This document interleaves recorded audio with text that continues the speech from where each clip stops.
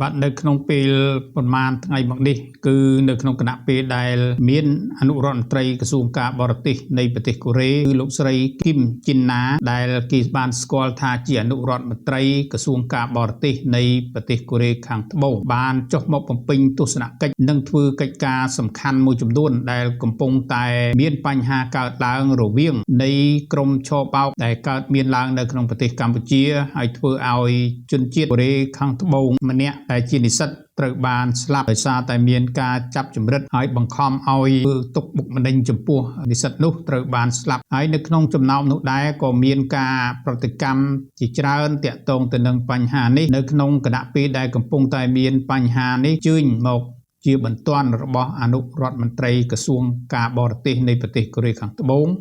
គឺអ្នកស្រីគឹមជីណាហើយនៅពេលដែលអ្នកស្រីគឹមជីណាបានអញ្ជើញមកដល់គឺទទួលបាននៅលទ្ធផលផ្លែផ្កាជាច្រើននៅក្នុងកិច្ចសហប្រតិបត្តិការជាមួយនឹងភាគីកម្ពុជាគេក៏បានឆ្ងល់ថាតើស្រីគឹមជីណាដែលមានវ័យក្មេងស្រស់ស្អាតតើគាត់ជាអនុរដ្ឋមន្ត្រីក្រសួងការបរទេសរបស់ប្រទេសកូរ៉េខាងត្បូងនេះគឺជាអ្នកណាបានជាកាយទៅជាមនុស្សដែលពូកែនៅក្នុងការធ្វើការងារតែក្នុងរយៈពេលដ៏ខ្លីមួយធ្វើឲ្យមាននៅសកម្មភាពការចាប់នៅក្រុមក្រិតជនមួយចំនួនដើម្បីបញ្ជូនទៅប្រទេសកូរ៉េខាងត្បូងហើយក៏មានការសហការជាមួយនឹងទាំងពីរនាយករដ្ឋមន្ត្រីកម្ពុជានិងរដ្ឋមន្ត្រីក្រសួងមហាផ្ទៃបានយ៉ាងល្អប្រសើរគេមើលថាតើលោកស្រីគឹមជីណាជាអ្នកណាមានសមត្ថភាពយ៉ាងណាខ្លះបានជាគាត់មកដល់ភ្លាមបញ្ហាដោះស្រាយបានយ៉ាងល្អប្រសើរហើយធ្វើឲ្យសារព័ត៌មាននៅខាងក្រៅប្រទេសដែលធ្លាប់វាយប្រហារកម្ពុជាត្រូវបានបិទមាត់គ្រប់គ្នាដោយសារតែការសហការយ៉ាងល្អ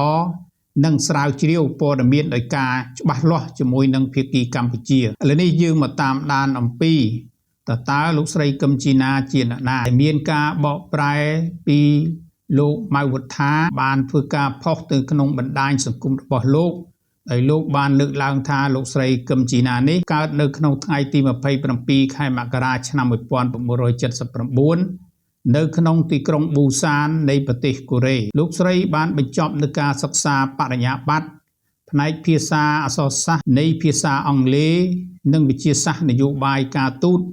ពីសាកលវិទ្យាល័យប៊ូសានហើយបន្តយកនៅអនុបណ្ឌិតផ្នែកសិក្សាអន្តរជាតិពីសាកលវិទ្យាល័យយុនសេ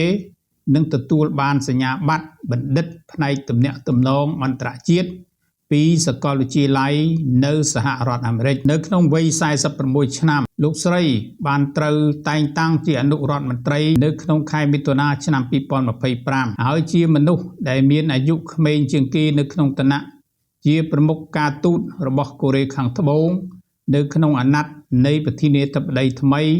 គឺលោកលីជេមីយ៉ុងមុនពេលដែលឡើងកាន់តំណែងជាអនុរដ្ឋមន្ត្រីការបរទេសនេះលោកស្រីជីណាគឺជាសាស្ត្រាចារ្យបង្រៀនផ្នែកសិក្សាអន្តរជាតិនៅសាកលវិទ្យាល័យ Hankook ដែលជាសាលាការទូតដ៏ល្បីល្បាញនៅកូរ៉េហើយកាន់តួនាទីជាទីប្រឹក្សានៃស្ថាប័នជាតិនិងអន្តរជាតិជាច្រើនជាពិសេសគឺទីប្រឹក្សាដ៏លេចធ្លោបំផុតមួយ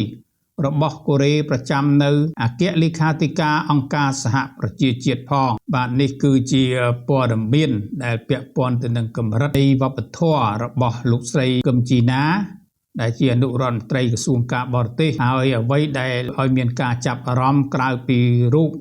សម្រស់វ័យក្មេងស្រស់ស្អាតហើយទាំងមានជំនាញផ្នែកការទូតក្នុងកម្រិតបណ្ឌិតថែមទៅទៀតហើយក៏ជាសាស្ត្រាចារ្យផ្នែកបង្រៀនអ្នកការទូតថែមទៅទៀតដូច្នេះហើយ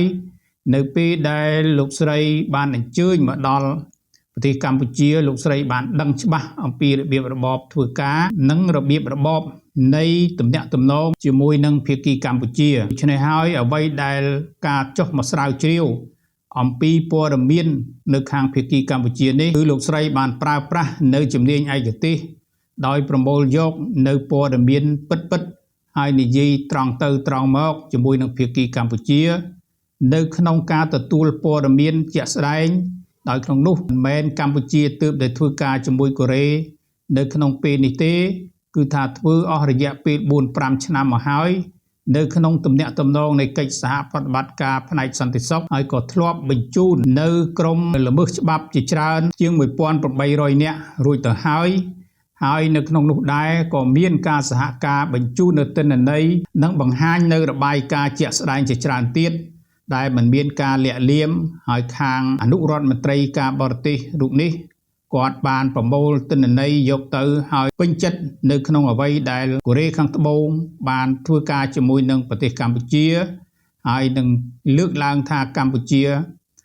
គឺជាប្រទេសមួយដែលមានអរិយធម៌វប្បធម៌យ៉ាងល្អហើយលោកស្រីក៏ពេញចិត្តថាកម្ពុជាជាប្រទេសមួយដ៏ស្រស់ស្អាតហើយថ្ងៃណាមួយគាត់នឹងនាំគ្រួសាររបស់គាត់មកលេងកម្ពុជានៅក្នុងលក្ខណៈឯកជនជាលក្ខណៈគ្រួសារផងដែរដូច្នេះគាត់មកនេះនៅក្នុងន័យសុទិដ្ឋិនិយមគឺចង់រាប់រកកម្ពុជាទាំងលក្ខណៈផ្លូវរដ្ឋទាំងលក្ខណៈឯកជនរបស់គាត់ផងដែរដូច្នេះហើយវាខុសអំពីព័ត៌មានដែលមានការលើកឡើងវាយប្រហារអំពីដាអ្នកសារព័ត៌មាននិងប្រទេសជិតខាងដូចជាប្រទេសថៃជាដើមតែចាត់ទុកថារឿងរ៉ាវកម្ពុជានេះគឺជារឿងដែលមានកន្លែងបោកបញ្ឆោតតាមប្រព័ន្ធអនឡាញធំក៏ប៉ុន្តែការពិតប្រទេសកម្ពុជាគ្រាន់តែទីកន្លែងដែលជាជំរករបស់ពួកបរទេសតែប៉ុណ្ណោះហើយប្រឹងប្រែងធ្វើការជាមួយនឹងប្រទេសសម័យដូចជាកូរ៉េជាដើមគឺនេះគឺមិនមែនទៅបច្ចុប្បន្នទេដូច្នេះអ្វីដែលធ្លាប់ធ្វើកន្លងមកគឺកូរ៉េបានដឹងច្បាស់អំពីឆន្ទៈរបស់កម្ពុជារួចទៅហើយ